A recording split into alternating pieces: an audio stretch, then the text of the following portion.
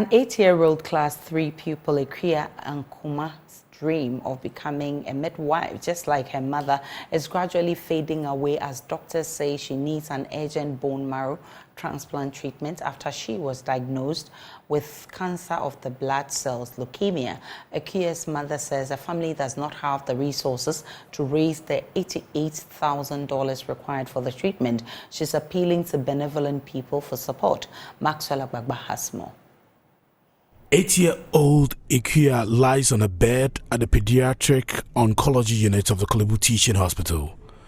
The once active tennis player for her school is unable to move any part of her body. She's weak and the clock continues to tick on her deteriorating health condition. Seated by her side, holding her hand, is her mother, Sharon Nadu Ankoma. Afenyo's mother, a midwife, has been confined to the Korle Bu Teaching Hospital as a result of her daughter's condition. She has been describing the processes leading to Afenyo being diagnosed with leukemia, cancer of the blood. So she's very active. She's not a sickler. She has never been diagnosed of any previous illness. She does a day in and day out activities normal. But later part in November last year, I realized she gets this temperature which is on and off. It comes and goes, comes and goes. So in December, when she's going to school, sometimes she will refuse actually. Then there are times she'll tell me she will go. Then I also observe that she's having temperature. Then one day I just saw these lymph nodes. There was one here and one just behind the ears. I thought maybe it's one of those things that will go. And later I saw she's having this yellowish discoloration of the eyes. It was very yellow.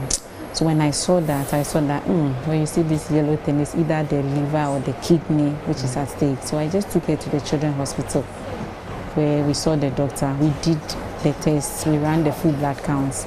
But the WBCs were so high, the white blood cells were so high. And she was also having distended abdomen. It was a little bit bigger than the normal. Then the scan proved that the liver is enlarged, the spleen is also enlarged. Then this yellowish discoloration may be as effect of the liver. So we ran series of tests. We even had some to be sent to India for confirmation. We did something they call the flow cytometry, which came and they confessed it's an acute lymphoblastic leukemia.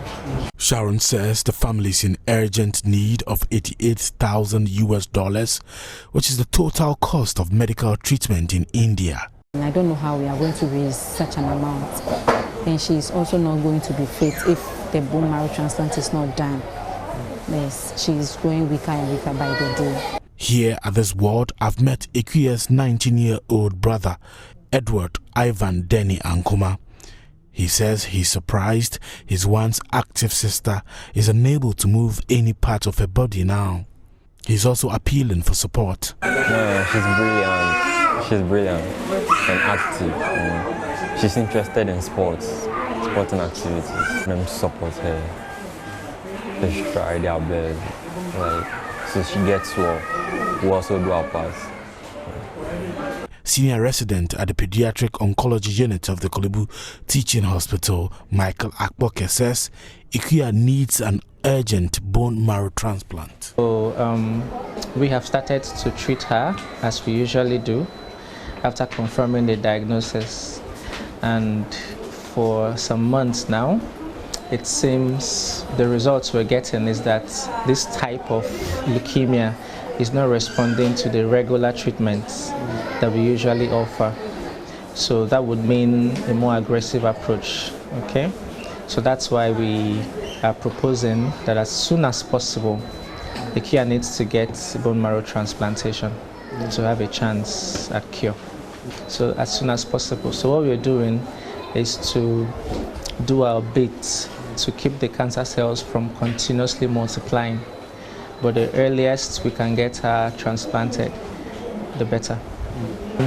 Most cancers in children, unfortunately, we can't pinpoint, unlike in adults where we know if you smoke or you take a lot of alcohol or exposure to lots of things.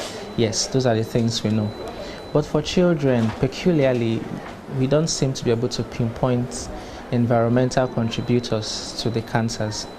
We know, for instance, if the child has been exposed to radiation, so things like X-ray, the tests that we do, or CT scans, if it has been exposed a lot, then there is a risk of her getting leukemias. Or if the mother was exposed during pregnancy, there's also a risk of the child getting leukemias.